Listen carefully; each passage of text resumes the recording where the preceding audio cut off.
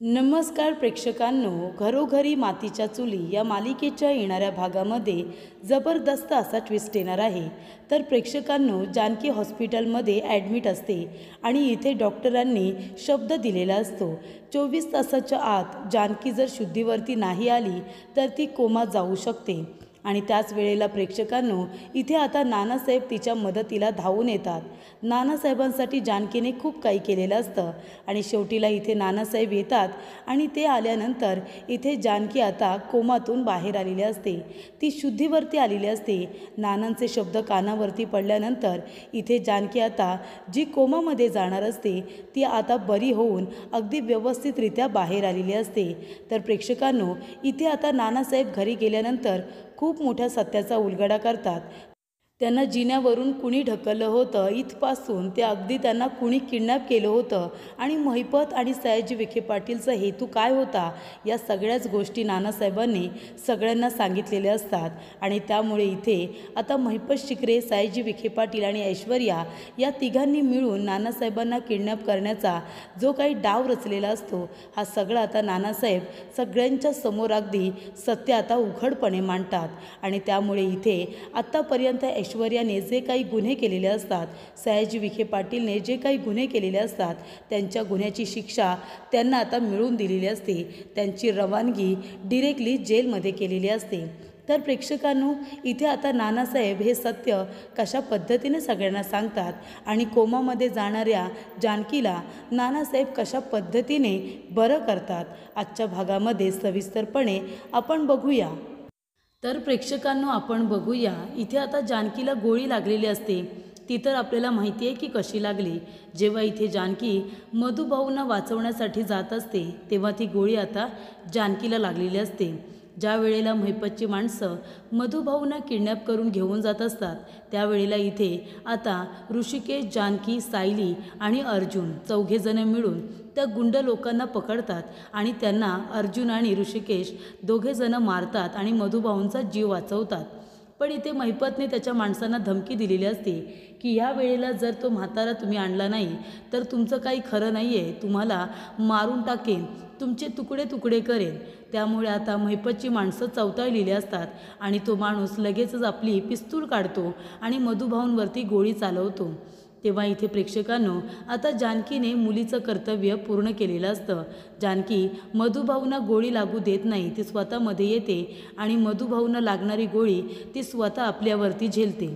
तेव्हा इथे प्रेक्षकांनो, आता खूपच जास्त रक्तस्राव झालेला असतो। इथे आता जानकीला गोळी लागल्यानंतर अर्जुन आणि ऋषिकेश त्या गुंड लोकांना मारतात आणि त्यानंतरला ते लोक गाडी घेऊन तिथून पळून जातात। तेव्हा इथे प्रेक्षकांनो, अर्जुन म्हणत असतो की ऋषिकेश ही महिपतची माणसं होती आणि ऋषिकेश म्हणतो की याच्यामध्ये आता सयाजी विखे पाटीलची सुद्धा माणसं होती। त्यानंतर प्रेक्षकांनो, अर्जुन आणि ऋषिकेशला एक गोष्ट कळलेली असते की ही महिपत आणि त्याचबरोबर सयाजी विखे पाटील या दोघांची माणसं एकत्र कशी काय असू शकतात। तेव्हा इथे कुठेतरी दोघांच्याही मनामध्ये संशयाची पाल चुकचुकलेली असते।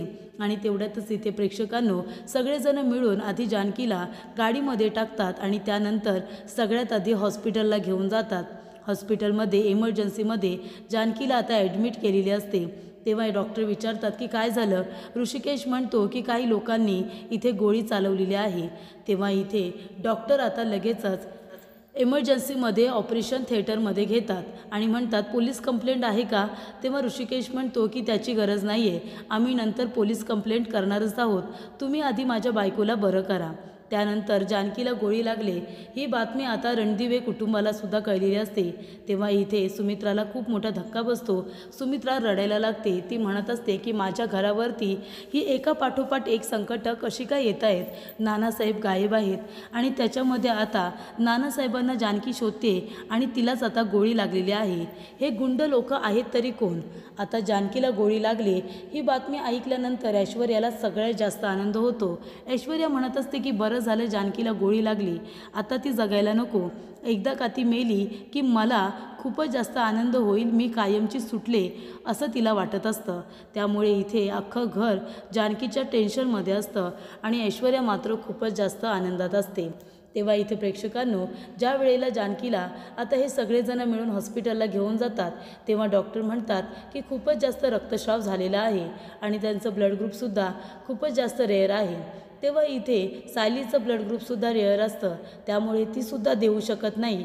ऋषिकेशचं ब्लड ग्रुप तिला चालत नाही, त्यामुळे इथे अर्जुन म्हणतो माझं ब्लड ग्रुप चालेल का? तेव्हा इथे अर्जुनचं सुद्धा ब्लड ग्रुप चालत नाही। फॅमिलीमध्ये कुणाचंच आता ते ब्लड ग्रुप नसल्यामुळे इथे जानकीला रक्त मिळतसुद्धा नसतं। ब्लड बँकेमध्ये सगळीकडे फोन केला जातो, पण ते आता ब्लड ग्रुप रेअर असल्यामुळे मिळत नसतं। त्यामुळे आता हॉस्पिटलमध्ये एक बाई आलेल्या असतात आणि त्या इथे जानकीला ब्लड देतात। त्यामुळे इथे जानकीची आता सर्जरी अगदी व्यवस्थितरित्या झालेली असते। पण प्रेक्षकांनो, इथे आता गोळी काढलेली असते, त्यानंतर सर्जरीसुद्धा व्यवस्थित होते, पण जानकी अजून शुद्धीवरती येत नाही। जानकीला ब्लडची गरज असते, एका बाईंनी तिला ब्लड दिलेलं असतं आणि देवी याच्या कृपेने तिचा जीव वाचवलेला असतो। पण प्रेक्षकांनो, इथे आता जानकी शुद्धीवरती कधी येईल म्हणून सगळेजण वाट बघत असतात। त्यामुळे इथे आता अर्जुन म्हणत असतो की सायली, तू एक काम कर, तू मधुभाऊंना घेऊन आपल्या घरी जा। तेव्हा इथे आता कुसुमताईकडे जर नेलंस तरीसुद्धा महिपतच्या माणसांना कळेल। तेव्हा इकडे ऋषिकेश म्हणत असतो की अगदी बरोबर, आता जर त्यांना पूर्वीच्या ठिकाणी नेऊन ठेवलं जिथे आम्ही ठेवलं होतं, त्या लोकांना ती जागा माहिती झाली आहे, मधुभाऊंना ते तिथूनही घेऊन जातील आणि मारतील। तेव्हा इथे सायली म्हणते मग आता मी काय करू? तेव्हा इथे अर्जुन तिला एक आयडिया देतो आणि म्हणतो की मधुभाऊंना आपल्याच घरी घेऊन जा, पण मागच्या बाजूने जिथे आपला आउट हाऊस आहे ना तिथे नेऊन ठेव आणि त्या घरामध्ये कुणालाही कळू देऊ नकोस। जानकी आणि ऋषिकेशने कसं घरातील कुठल्याच लोकांना सांगितलं नव्हतं की मधुभाऊंना कुठे ठेवलं आहे, तसं आता आपल्याला करावं लागणार आहे। आणि आपल्या घरामध्ये तर कुणीही आउट हाऊसच्या दिशेने फिरकतसुद्धा नाही। विमल कधी कधी जाते, विमलला सांगून ठेवायचं की त्या बाजूला कुणालाही पाठवायचं नाही आहे। तेव्हा सायली म्हणते की ठीक आहे। सायली आता मधुभाऊंना हळूच घरी घेऊन जाते आणि तिथे नेल्यानंतर मागच्या बाजूने आउट हाऊसमध्ये ती आता मधुभाऊंची राहण्याची छान अशी व्यवस्था करते। ती मधुभाऊंना म्हणते की इथून अजिबात हलायचं नाही आणि कुणालाही कळता कामा नये मधुभाऊ की तुम्हाला इथे ठेवले। तुम्ही बघितलंत ना, तुमच्या जीवाला किती मोठा धक्का आहे, तुम्हालाही छोटी गोष्ट वाटते, पण तिथे नानासाहेब रणदिवे यांनासुद्धा किडनॅप केले आणि तुम्हालासुद्धा मारण्याचा डाव आहे त्यांचा। त्यामुळे आता तुम्ही इथून कुठेही हलायचं नाही, इथे तुमची सगळी व्यवस्था करण्यात येणार आहे, कळलं तुम्हाला? तेव्हा इथे सायली म्हणते तुमचा डबा वगैरे मी बरोबर इथे आणून देईन, कुणी नसताना तुम्ही अजिबात इथून बाहेर पडायचं नाही, सगळी व्यवस्था इथे करण्यात आलेली आहे। त्यामुळे इथे आता मधुभाऊंना सेफली एका ठिकाणी ठेवलेलं असतं आणि त्यानंतर इथे ऋषिकेश आणि त्याचबरोबर इथे अर्जुन दोघेजण हॉस्पिटलमध्ये असतात। तर इथे आता डॉक्टर येतात आणि शब्द देतात की जानकी जर आता 24 तासामध्ये शुद्धीवरती नाही आली तर मात्र ती कोमामध्ये जाईल। मी तुम्हाला खोटी आशा देत नाही आहे, जे काही आहे ते सगळं मी खरं सांगतो आहे। तेव्हा इथे सुमित्रा, ऋषिकेश सगळेजण टेन्शनमध्ये असतात। सुमित्रा रडायला लागते आणि म्हणते की जानकीला गोळी कशी काय लागली? तेव्हा इथे आता ऋषिकेश म्हणत असतो की आई, तिच्या वडिलांना लागणारी गोळी तिने स्वतःवरती झेलली। तेव्हा सुमित्रा म्हणते म्हणजे? तेव्हा ऋषिकेश म्हणतो की मधुभाऊ यांनी तिला वडिलांसारखं प्रेम दिले, त्यांना लहानाची मोठी केली, सायली आणि जानकीला सुद्धा। त्यामुळे इथे मधुभाऊंच्या जीवावरती काही माणसं उठलीत, जसं सयाजी विखे पाटील आहे ना, तसा महिपत शिखरेसुद्धा आहे आणि तो मधुभाऊंच्या जीवावरती उठला आहे। त्यामुळे इथे मधुभाऊंना त्यांची माणसं गोळी मारत होते, ती गोळी आपल्या जानकीला लागलेली आहे। प्रेक्षकांनो, आता जेव्हा ऋषिकेशला कळतं की इथे जानकी आता कोमात जाईल, जर ती 24 तासात शुद्धीवरती नाही आली तर, तेवढ्यातच इथे ऋषिकेशला राग येतो आणि तो जाऊन इथे आता सयाजी विखे पाटीलला मारतो आणि म्हणतो की मला माहिती आहे ती माणसं तुझीच होती, सांग कोण होती ती माणसं? तेव्हा इथे सयाजी म्हणतो की मी काही केलेलं नाही आहे, एकदा जेलमध्ये जाऊन आलास ना, परत जायचं आहे का तुला? तेव्हा ऋषिकेश म्हणतो मला राग आल्यानंतर मी काय करतो माहिती आहे ना, जेलमध्ये जाऊन बसायला मला काहीच प्रॉब्लेम नाही आहे, पण तुला वरती पोचवेन आणि मगच जेलमध्ये जाईन, बघायचं आहे तुला? तेव्हा इथे सयाजी घाबरतो आणि म्हणतो मी खरंच सांगतोय मी काही नाही केलं आहे। तेव्हा ऋषिकेश म्हणतो जेव्हा एक पुरावा मिळेल ना, तेव्हा फक्त तुला ह्या काठीने मारून जाणार नाही आहे, या दांडकांनी तुला मारून जाणार नाही आहे, तुला कायमचं मारेन, बघच तू, आणि जेलमध्ये आयुष्यभर तुला सळवत ठेवेन की नाही। तर प्रेक्षकांनो, इथे आता जानकीची अवस्था बघितल्यानंतर चांगलाच दम दिलेला असतो इथे ऋषिकेशने सयाजी विखे पाटीलला आणि ऐश्वर्याला सुद्धा. ऐश्वर्याला म्हणतो की तुला तर मी बघूनच घे, इथे भावाची बायको आहेस म्हणून तुझ्या खूप चुका मी इथे मागे टाकलेल्या आहेत, पण यापुढे नाही. जर माझ्या जानकीला काही झालं तर तुझी काय अवस्था करेन ना ते बघच. तेव्हा इथे सारंगला सुद्धा त्याने चांगला आता दम दिलेला असतो, सांगितलेला असतो की बायकोचं सगळं काय ऐकतोस, ही बायको तुला मान तरी देते का नवऱ्याचा? सांग ना, तुझी इज्जत तरी करते, तरीसुद्धा तिच्या मागे तिचं शेपूट बनून फिरतोयस. तेव्हा इथे सारंग आता म्हणतो दादा नीट बोल. तेव्हा इथे ऋषिकेश म्हणत असतो की माझ्या घरामध्ये उभं राहून तू नीट बोलायचं, कळलं ना? तेव्हा इथे ऐश्वर्या आणि सारंग दोघेजण एकमेकांच्या तोंडाकडे बघतात, घाबरतात. त्यानंतर प्रेक्षकांनो, इथे ऋषिकेश आणि अर्जुन दोघेजण म्हणत असतात की तू बघितलंस का अर्जुन, अरे त्याच्यामध्ये महिपतची माणसं होती असं तू म्हणतोयस आणि त्याच गाडीमध्ये सयाजीची माणसं होती. तुला काय वाटतं, नानांना किडनॅप करण्याच्या मागे महिपतचा हात असेल का? सयाजी आणि महिपत दोघेजण मित्र असतील तर? तेव्हा अर्जुन म्हणतो शक्यता नाकारता येऊ शकत नाही, असं होऊच शकतं. तेव्हा इथे सौमित्र म्हणत असतो की दादा मग आता काय करणार आहेस तू? तेव्हा अर्जुन म्हणतो की आता काम करावंच लागेल. आणि त्यानंतरला इथे प्रेक्षकांनो, इथे आता महिपतच्या माणसांनी नानांना किडनॅप करून ठेवले ही बातमी आता इथे ऋषिकेशला कळलेली असते. तेव्हा तो जातो आणि सयाजी विखे पाटीलला त्याच्या गाडीतून उचलतो आणि एका ठिकाणी नेऊन त्याला किडनॅप करून ठेवतो आणि म्हणतो की आता खरं खरं सांग, कुठे आहेत माझे नाना? जर तू काही नाही सांगितलंस ना तर तुला मी सोडणार नाही, तुला इथेच मी मारून टाकेन. तेव्हा खरं खरं सांग माझ्या नानांना कुठे ठेवलं आहे ते. तेव्हा इथे सयाजी म्हणतो मी खरंच काही नाही केलं आहे. तेव्हा इथे आता ऋषिकेश त्याचा मोबाईल काढून घेतो आणि म्हणतो की हे बघ, मी जेलमध्ये जाऊन बसेन, माझा नाना नाही आहे त्याच्यामुळे मला आता जगायचं सुद्धा नाही आहे, पण मी जेलमध्ये जाऊन बसेन, तुला मी मारून जाईन. तेव्हा आता मला खरं खरं सांग. तेव्हा इकडे आता इथे महिपतने नानांना किडनॅप केलं ही बातमी सयाजी विखे पाटीलला सांगावीच लागते, कारण त्याचा नाईलाज होतो. तेव्हा इथे सयाजी विखे पाटील म्हणतो की मी सांगतो तुला. तेव्हा ऋषिकेश म्हणतो सांग, नाहीतर तुझी मुलगी ऐश्वर्या आहे ना, तिला मी जेलमध्ये टाकेन आणि कसं टाकेन ते तुला बरोबर माहिती आहे. तेव्हा इथे सयाजी म्हणतो नाही असं नको करू, त्या महिपतने नानाला किडनॅप केले. तेव्हा ऋषिकेश म्हणतो कसं काय, त्यांना काय माहिती माझ्या नानांना किडनॅप करायचं आहे? त्याला कुणी सांगितलं? तूच सांगितलंस ना? तेव्हा सयाजी म्हणतो हो मीच सांगितलं. तेव्हा इथे प्रेक्षकांनो, ऋषिकेश अर्जुनला सांगतो की नानासाहेबांना महिपतच्या माणसांनी किडनॅप केलेलं आहे. तेव्हा अर्जुन आणि ऋषिकेश दोघेजण पोलिसांचं सहकार्य घेतात आणि जाऊन नानांना आता महिपतच्या गोडाऊनमधून सुखरूपरित्या घरी घेऊन येतात. प्रेक्षकांनो, तिथे सुद्धा हातापायी होते, गुंडांना मारलं जातं. नानांना घरी घेऊन येतात, डॉक्टरांना बोलवतात, कारण नाना एवढे घाबरलेले असतात की नाना पूर्णपणे आता गप्प बसलेले असतात, ते घाबरलेले असतात, तोंडातून एक शब्दसुद्धा येत नसतो. तेव्हा इथे सुमित्रा म्हणत असते काय चाललंय, आता नानासाहेब घरी आलेत तर ते बोलत नाही आहेत, ते पुन्हा पूर्वीसारखे झाले की काय? तेव्हा ऋषिकेश म्हणतो आई काळजी करू नको, नाना लवकरात लवकर बरे होतील. अगं जानकी जर इथे असती ना तर तिने नानांना बोलतं केलं असतं, पण तीच आता कोमामध्ये आहे.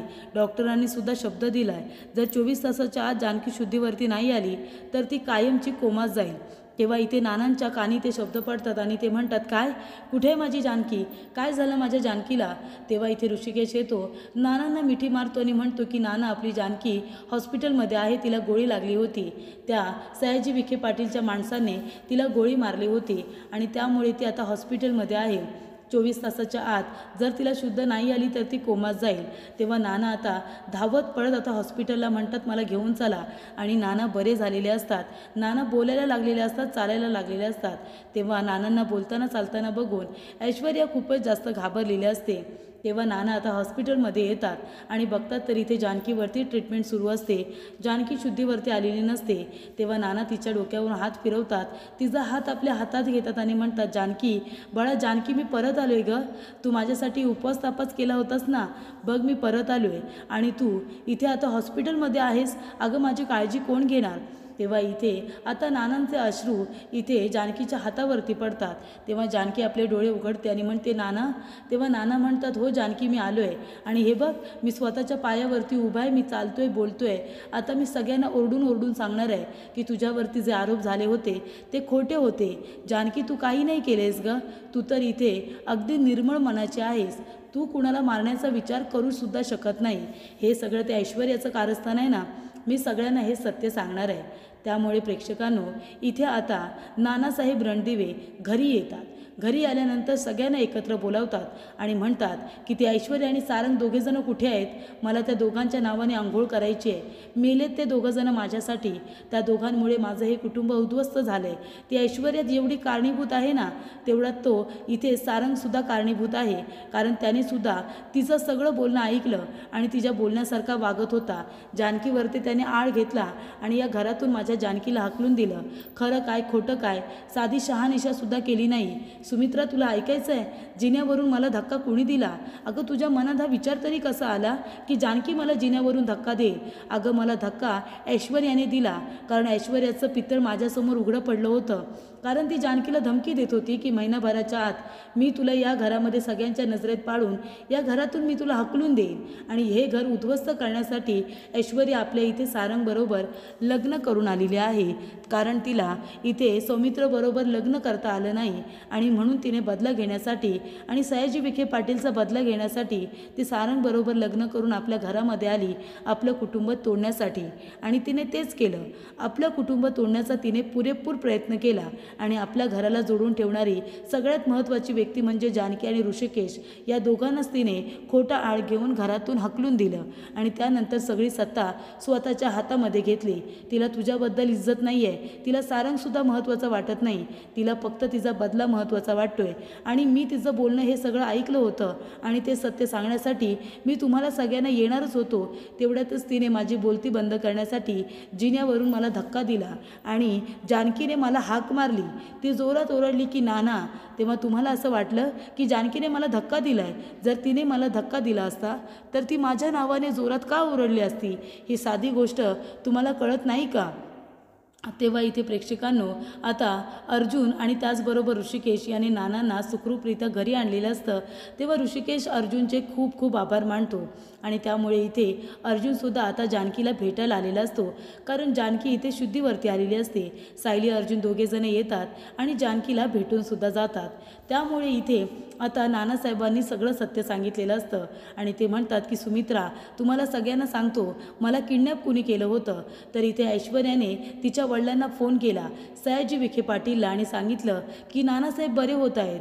तेव्हा आता त्यांची बोलती कायमची बंद करायला हवी. तेव्हा नानांनी त्याच्या मित्राला महिपतला फोन केला आणि त्याच्या माणसांनी मला किडनॅप केलं होतं.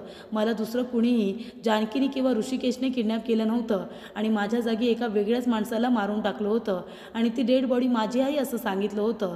हे स्वतः मी बोलणं माझ्या कानाने ऐकलंय, सयाजीचं आणि त्या महिपत शिखरेचं. त्यांना वाटलं मी बेशुद्ध आहे, पण मी त्यांचं सगळं बोलणं ऐकत होतो. तरी ते महिपतला मधुभाऊंना मारायचं आहे, कारण त्याची मुलगी जेलमध्ये गेली आहे ना. तेव्हा मधुभाऊंना मारून त्याच्या मुलीला त्याला सुखरूपरित्या बाहेर काढायचं आहे आणि त्यामुळे मधुभाऊंनासुद्धा त्याने किडनॅप करायला सांगितलं होतं सयाजीला. सयाजीला त्याने सुपारी दिली आणि मला किडनॅप करायची सुपारी सयाजीने महिपतला दिली होती. माहिती आहे का तुम्हाला हे सगळं सत्य? मग माहीत नसताना माझ्या जानकीवरती खोटे आरोप करण्याचा तुम्हाला कुणी अधिकार दिला? तेव्हा इथे नाना म्हणतात की किमान मला बरं होण्याची तरी वाट बघायची होती तुम्ही. इथे तर्कवितर्क लावून अंदाजावरती माझ्या जानकीला या घरातून हाकलून देण्याचा प्रयत्न केलात, ते सुद्धा या ऐश्वर्याच्या सांगण्यावरून, या सारंगच्या सांगण्यावरून.